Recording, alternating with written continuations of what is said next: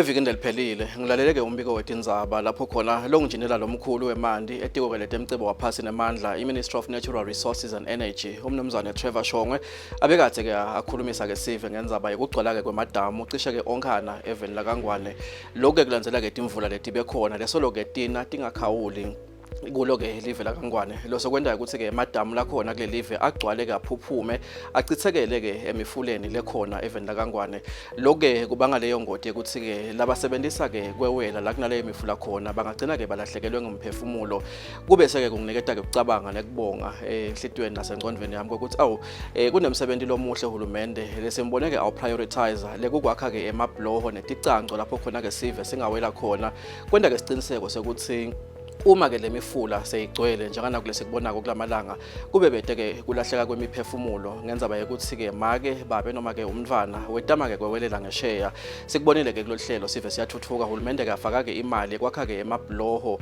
neticanco letisetshenziswa ke Sive kwewelela ngesheya emaswati atangifakazela ukuthi esikhatsini lesinenge bese wabona ke mathenda bekiwe ke emakhaya sekunemuntu loshonile ngenza ukuthi ke wetame kwewela umfula ugcwele yinto lebhlungu kakhulu leyo.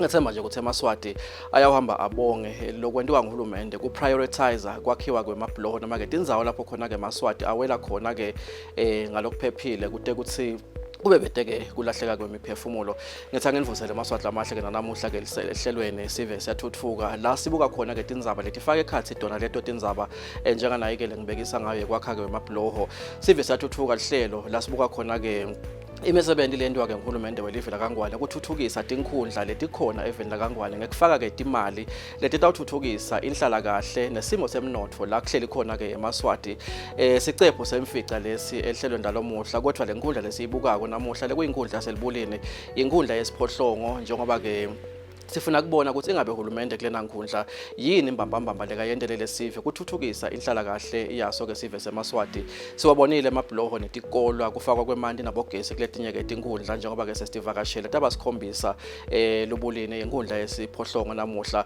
kanti ke libulini lulapha ke sifundzeni ke saselibonjeni ngaceleni kwelidolobha lelikhulu la kalavumisa kanti ke bantfu labatholakala ke kule nkhundla masola ke tibalo babalela kwetinkulungwane letisihlanu 5000 webantfu cishe ke ngasho ukuthi ngiyona nkundla lengazothi kusukela sicalile kuvakashela ke tinkhundla ngiyona lesiyibona ngazothi inebantfu labancanyana kunaletinye ke lesitibukile sibabonile abantu abangu 23000 evikini leliphelile kule nkhundla lebesikathe ke siyivakashele kanti ke uhulumende sithola ukuthi ke ukhiphe ke imali lengu 18 million emalangeni kusukumisa imisebenzi yentuthuko lapha ke elubulini ingabe uyendeni uhulumende yebo siyabona wakhile ke lihola lemphakathi wakhile ke libloho lelibiteke imali lengu 3.7 million emalangeni wakhile ke imisebenzi yekusukumisa ke emandi lahlobile njengoba sathi ukuthi lubulini ungilenye yetindzawo letigcina tihlaselwe kakhulu ke somiso kumbonga uhulumende ngemsebenzi ke lekawenda kwenta siciniseke ukuthi abantu baselubulini bayawathola ke emandi lahlobile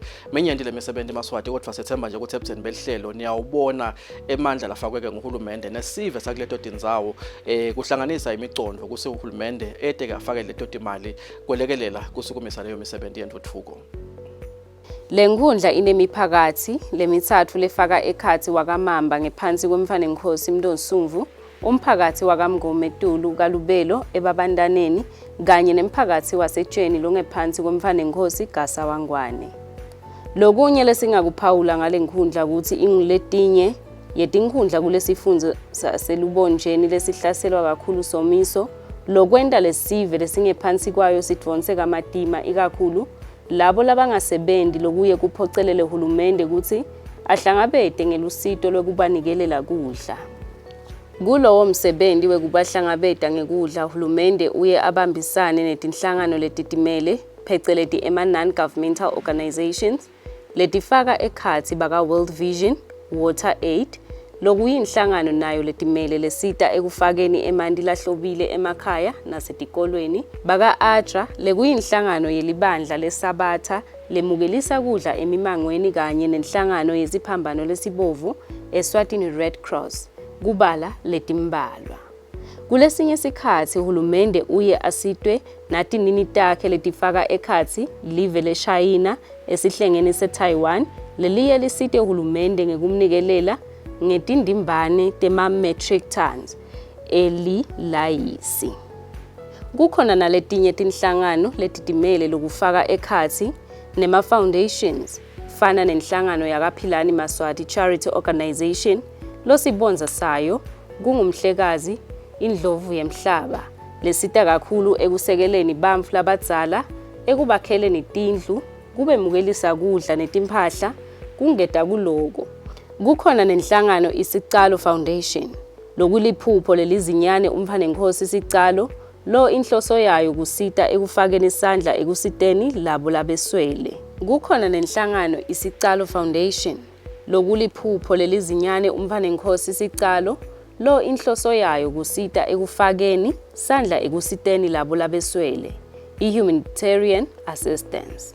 ISicalo Foundation inhlangano lebonakele isekela uhulumende ekubambiseni ngelusito lekwemukelisa kudla kanye netimpahla kulabeswele etinkhundleni kubala letimbalwa.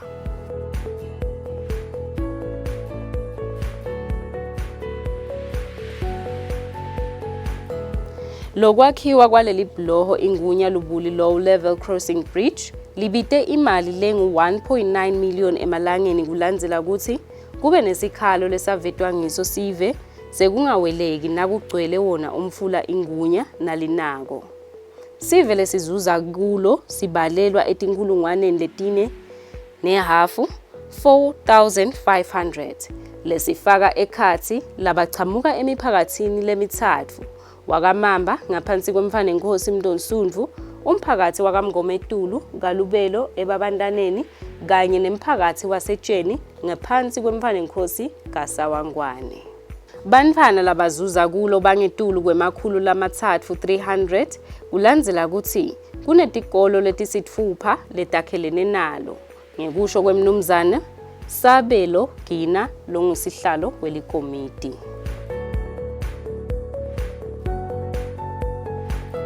Hey, lapha engunya sike saba nemadima lobukhulu kakhulu bekuthi ngana timvula letinkudlwana hayi letinkudlwana longesheya bekuba longesheya timoto tingahambi betibhajwa plus bantu abesikole esikolweni abakhoni kuya bothishela abakhoni kuwela uye emsebentini cause ngalengesheya sinetikwa ting 3 lengesheya then nangala netikole inkumbi bantwana basuka from ngala ngesheya baye esikolweni ngala so makunelitulo vele bebangakhoni kuwela bekude lokhona kuwela so nyalo nje lokusekulakhiwe libhlo selakhile uhulumende wengonyama sicabanga ukuthi awusicabanga sekude bulukhuni lebe sinabo itolo nyalo nje sekuyawelwa sekude inkinga sekuyambeka nalo lutsaka ngoba bekungaweleki nelutsaka nje belibali nengakhulu tishela imoto la nyalo sekude kushela sekukahle kakhulu.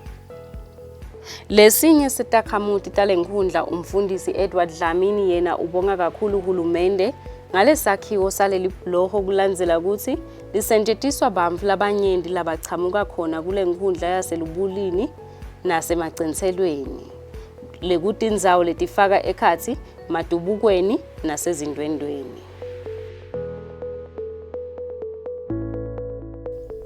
Siyabonga kakhulu siyazuza bekulukhunjwa basashila lokuwela lapha nje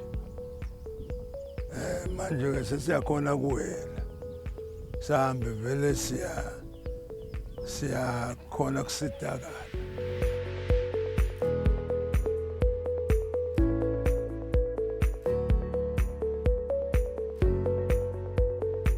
Umfundisi Dlamini uphinze wendlulisa kubonga hulumende nasekusekeleni ekwakhiweni kwetikolo letingephansi kwalenkhundla letifaka ekhatsi isikolo lesikhulu saseMbuthu High School kanye nesikolo lesincane iGamula Primary ngekwakha emaklasi lamabili ngemali lengu 400,000 emalangeni lapho kuzuza khona abafundzi labangu 105. Umfundisi Dlamini uvete ukuthi tikolo letitfole lusito lwahulumende ngaphansi kwalenkhundla tibalelwa kuletisitfupha.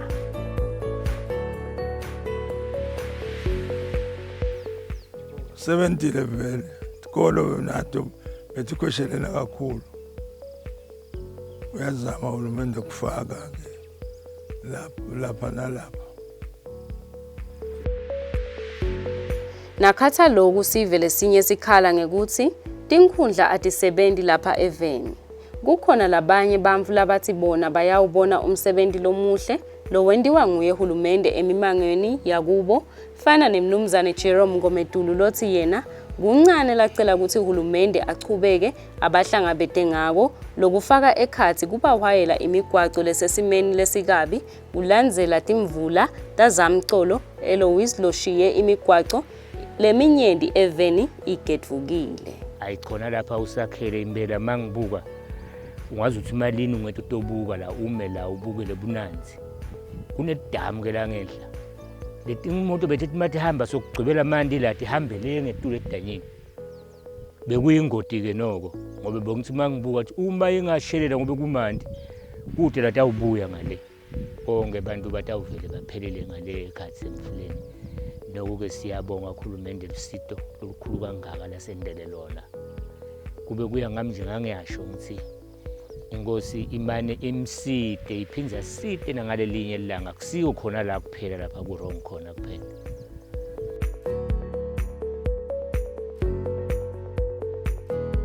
Leli uhola leli libite uhulumende imali lengu 2.2 million emalangeni lakhiwe ngaphansi kwesigodi semfanenkosi Mvunja Ngometulu. Kulakha kuthethe tinyanga letine nje kuphela kanti Sive lesitozuza kulo sibalelwa etinkulungwaneni letine na hafu 4500 lekufaka ekhathi bona balomphakathi nemacenzelo ngekusho kwasihlalo welikomiti umnumzane Aaron Mamba lovete nekuthi nensha yakule nkundla yakhe nayo icashiwe nakwakhiwa lona leli uhola. Angibekise nje njengelukhetho bekuye siyovela lapha etikolweni siyokwenda lukhetho khona manje sesitawuvele silubambele khona la holeni imihlangano lemikhulu sesitayibitela eholweni njengoba kunemhlangano yabosweti siye nyalo siye siswele ukuthi singawubambela kuphi lapha emphakathini nani niyawathi umphakathi kuthiwa kuhlalwa phansi vele sigcina sihleti phansi singathi ukuthi nyalo ke sesiyanalo liholo ukuthi sawu asesimane siyobambela eholweni emphakathi ube khona ngoma kumhlangano lomncane loqondene netakhamiti kuphela. Umnumzane Mamba uthi leli hola batolisebenzisa ekubambeleni imihlangano yemango, imishado kanye nalokunye lokufaka yona intfutfuko yensha. Uthi bese bafile kubambela imihlangano ngaphansi kwetihlahla. Mamba uthi insha yakule nkundla yakhe iyadzinga kucucutelwa ngekuthi icale emabhizinisi ayo kulandzela ukuthi inkundla yenta yonke imedamo yekuyicecesha ngato temabhizinisi. Lomunye wensha yasenkundleni yaselubuli Ayanda Ndwandwe ubonga yona inkundla yakhe ngekubacabangela ekutheni bacecesheke ngakuto tekucala emabhizinisi. Uthi insha yale nkundla yakhe iyaceceshwa njalo kanye ngeminyaka. Uthi labanye bayo sebavele sebasebenta luthuli sebamcoshile kati etiko.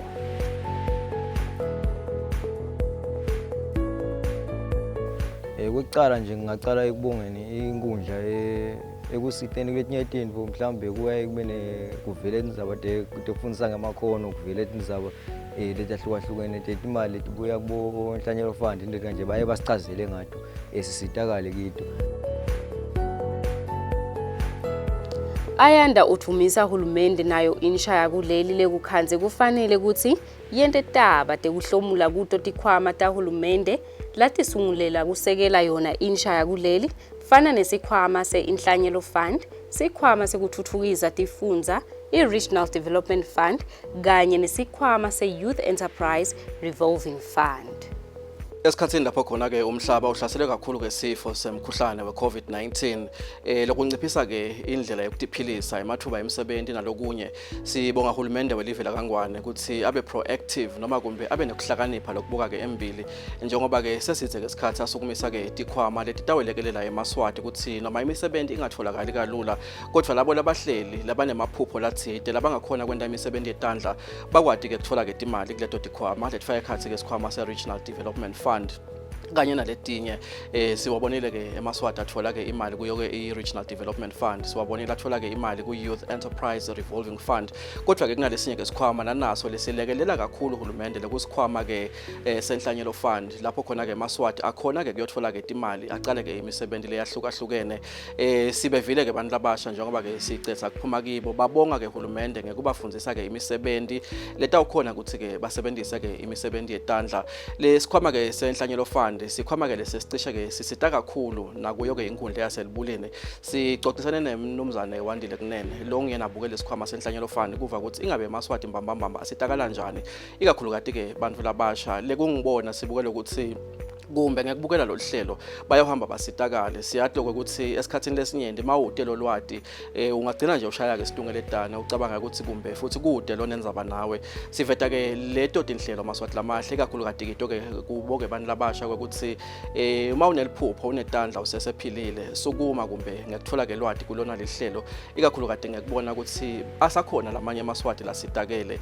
Lesikhwama lesi asichwensi kumbe noma kumbe asihlubi indlu bekhasini ukuthi kumbe siniketa labo abathi hlobo debaphathi kuleto dikhwama yingce nje uma uliswati uneliphupho sithi sukuma uyova ukuthi ungasitakala kanjani ku Regional Development Fund, ku Youth Enterprise Revolving Fund, nakuso ke nasi lekasichazako umnumzane Wandile Kunene inhlanyelo fund. Lo munye somabhizinisi wakule Nkhundla make tholakele mamba utvumisa kakhulu uhulumende ngaso lesikhwama seinhlanyelo fund lathi simsite kakhulu ekusunguleni ibhizinisi yakhe la yenda kucala yekuthengisa tinkukhu boramtutu. Uthi nyalo sewuthuthuke kakhulu kangangekuthi sewuze unesitolo la sakhe ngekuboleka imali lengu 11,000 emalangeni ka inhlanyelo fund. Uthi lesikhwama siboleka noma ngubani, uthi asikhethi umncane nobe umdzala. Ngisitakele kanhlanyelo ngacela enkundleni yakithi bafika bakanhlanyelo bafundzisa ngale mali ukuthi kufuna siyithole le mali sibuyisela kanjani. Ngase ngiyayithatha kokucala ngayisebenzisa nje ngangicuphatha inkukhu, ngase ngiyakhoxa ngiyaphinda futhi ngiyabuyela kanhlanyelo sengibhadele kahle ngacetha base banginika 10,000. Ngaqhubeka ngase ngenda sitolo yagcwalisa timpahla ngaphindze ngabhadala ngacetha ngoba intalo yakhona incane kakhulu. Kulo 10,000 ukhanza ukuthi intalo yakhona mhlambe ngi300 intalo yakhona. Ibuka ukuthi imali encane kakhulu ke leyo ngeke ifane nokuya kaShayilo gothatha imali yaShayilo. Indvuna yenkhundla yaselubulini Mane Simamba utvumisa uhulumende ngekusekela yona insha yakudleli. Uthi nabo bayenkhundla yaselubulini bazuze kakhulu ekuceceshelweni insha kule nkhundla yakhe ngato tekusungulwa kwemabhizinisi kude balwe nebuphuya. Uthi inhlangano yebantfu labasha iNational Youth Council ibasite kakhulu kulomkhakha. Sinelikomiti lesinalo la Nkundleni le youth le involve yonke lemiphakathi. Sachumana nabo ukuthi sifuna abantu ofundisa le youth ngama business plan ngani letinto letitsinze ema business sendela kona lokho ukuthi le youth ikhona lokudisita. Sazama ke neluhlelo le training. Luhlelo ke le training lesalizama la nginaluhlelo lokufundisa abantu bomagesana, lifundise bo plumbing, sike sakwenda lokho phambilini. Some of labantu labafundzela, labanye sebasebenza emagesini, labanye sebavula tinkampani tabo, labanye seba escort kuyo grade, labanye sebanabo grade 1.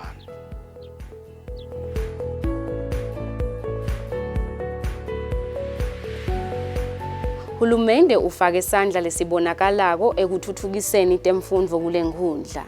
Lokufaka ekhathi kwakhiwa kwesakhiwo setilimo i-Agriculture Laboratory esikolweni lesikhulu LUBULI High School.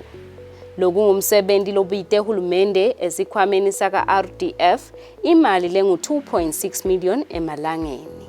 Lo msebenzi ufaka ekhathi emaklasi lamathathu lapho kubhekeke ukuthi nasaphelile kuzuze bafundzi baka Form 3 labangemakhulu lamabili nemashumi lamane 240 bese kuthi base high school bona babe ngemashumi lamane 40 lokusho ukuthi bafundzi labatozuza kule takhiwo sebaphelele bataba ngemakhulu lamabili nemashumi lasiphohlongo 280.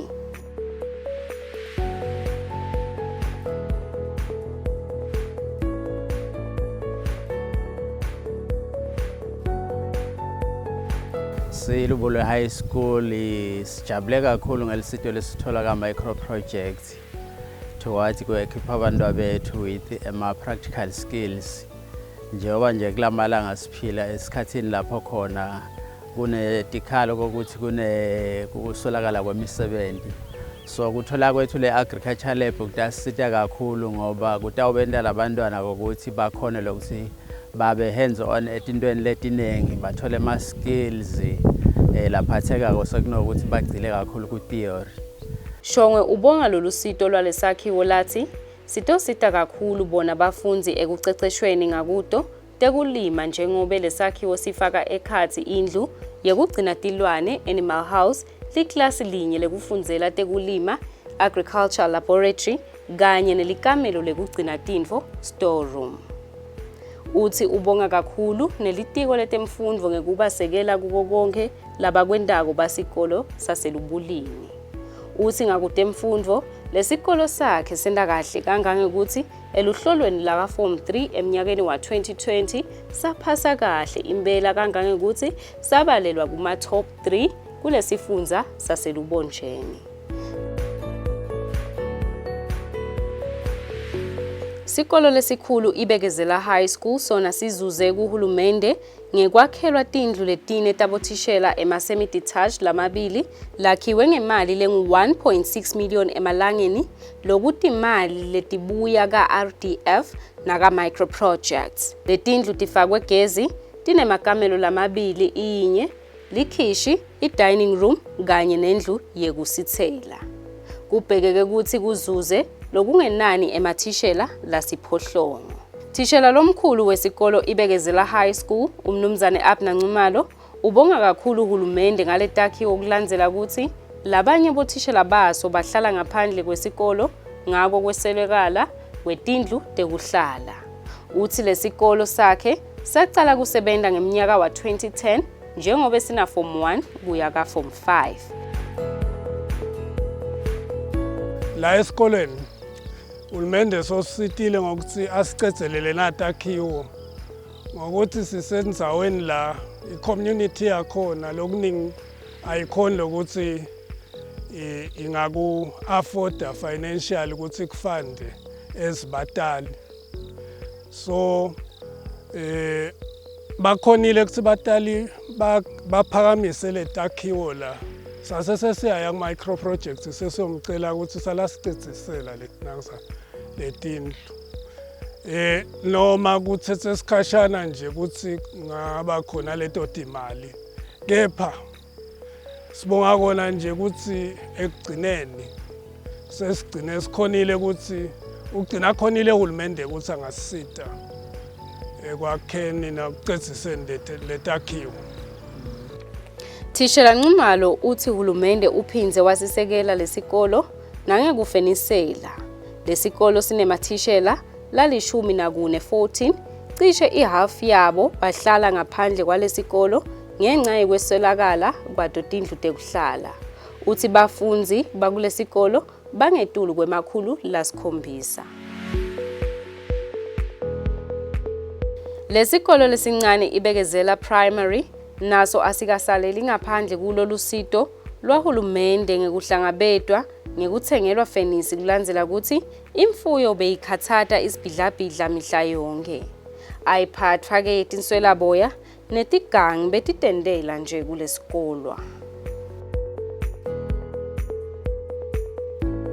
Ngibonge lana ukuthi uhulumende through micro projects Nkosi yami usiphe fenisi wekubiyela isikole njengoba nje vele timbongolo netinkomo netimbuti bekudlalela khona lo worth 300,000 awusesicalile njengosami sithi asibonge kakhulu kuhulumende lokuthi isikole sethu sesitawubiyelwa nathi sekutaba necontrol hayi ukuthi abantu bayehla bayenyuka nje lapha nje siyabonga kakhulu. Sinebantwana nje lapha labangu 302 bekungase safe kuhlala la kulesikole lesi ngoba abantu bayadehlela bayadenyukela nje. Kanti abantwana bayafunza labanye benta ko tindlodabo mabengca bese kuba nale disturbance. Ngisinja ngibonge kakhulu ku micro project na kuhulumende lokuthi sigcine simtholile lo fenisi isikole sesesitabuyele kasekutaba safe. Thishela Mdluli usebende kulesikolo iminyaka lesihlanu ubonga akakhawuli ngalo lusido. Ubonga ikakhulu nelitiko letemfundo ngekusisekela lesikolo sakhe. Uthi lesikolo sakhe senta kahle impela kuyo yonke iminyaka ebangeni la ka grade 7 lokungu standard 5. Uthi lesikolo sakhe sinemathishela la imfica 9 kanti bafunzi ke bona bangemakhulu lamathathu nencenye 302. Uthi njengoba lesikolo sesitfole lusito lwekufeniselwa lesikolo sakhe sesitokucala kufundzisa sifundo sekulima iagriculture lapho khona sitolima njengobe sinendzawo lenkulu labatoyilima lelinganiswa ku 1 hectare. Ngakulokunye Thishela Mdluli ubonga nelusito lwebaka World Vision lekuyinhlangano letimele nayo lehlangabeta hulumende kulesikolo ngekusekela abafunzi ngekudla ngaso sonke isikhathi. Lathi leyo yintfo letosita kakhulu kulandzela ukuthi lesikolo sakhe sinebamfana labangenabani labazuza kakhulu ekutheni badle kulesikolo ngobe kade alala etiko.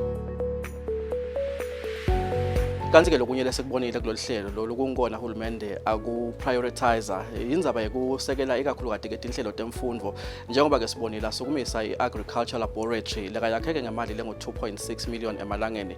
Lokhu kwenda ke bafunzi ukuthi bafunze ke netinfo yebo kumbe labangadiyela emakolleji mase bacedzile esikolweni kodwa kuyabasita ukuthi ngisho sebasemakhaya njengoba hulumende afake ke manje sibonile bayawukwathi ke kuthatha lolo lwati basebenzise lebakufunzeke esikolweni kusukumisa ke tinhlelo tekulima emakhaya bakwati ke kuthemisa bakwati ke kudla futhi nakhona ke emakhaya nguleyo ndlela lesikholwa ukuthi ke buphuya buyawuphela ke kanjalo even la kangwane sekungaba kubuka ke maswahla amahle ukuthi vele lo 18 million sim exhaustile yini noma kumbe hulumende umcedzile yini njengoba sivedile ke ehlelweni ukuthi hulumende usebenzisa ke imali lengo 18 million lapha ke elibulini ingabe yendeni ke le mali lengo 18 million emalangeni.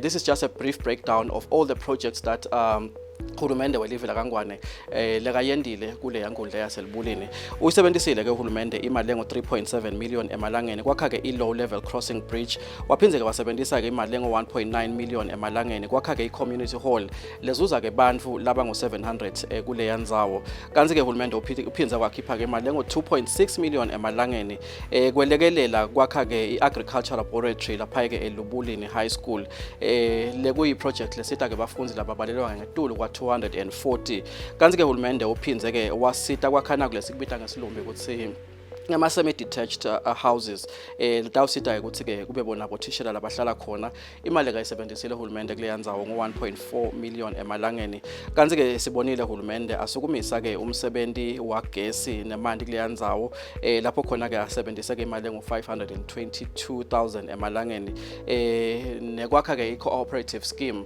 lengaphasi kwayo lenankundla lapho khona ke kunemalunga langu 23 lazuza kulena ndzawo Thumisa siyabonga kuhulumende kuhlanyela ke imali lobonako lokuthi tinemthelela ke wamasinyane noma ngalesilumbi direct impact etimpilweni temaswati ikakhulu kade mawubuka ke tindzawo letitsinzekile njengabo libulini etindzabeni tekushisa kwelilanga kwekubabeteke kwemanti uyabona ukuthi uhulumende uyawabuka lama projects laka finance akho lokuthi ingabe angalekelela njani noma kumbe angamitigate njani kulama challenges Sive saleyo nkundla lesinayo siyabonga kakhulu maswati lamahle kuba nathi ke ehlelweni evikini lelitako siyabuka ke inkundla lapha enkhaba ukuthi ingabe uhulumende khona wende ini sicephu ke selishumi evikini lelitako kungaba kumema ke maswati kumema ke nabantu basenkhaba ukuthi abasonzele batobukela ke thudane imisebenzi lapho khona ke uhulumende asafake ke imali tekuletha ke intuthuko kule yandzawo libito lami ngingiJohn ngakaphireze sibongo sithi Jehova kasigcine sibonane ngalokudako siphilile nisale kahle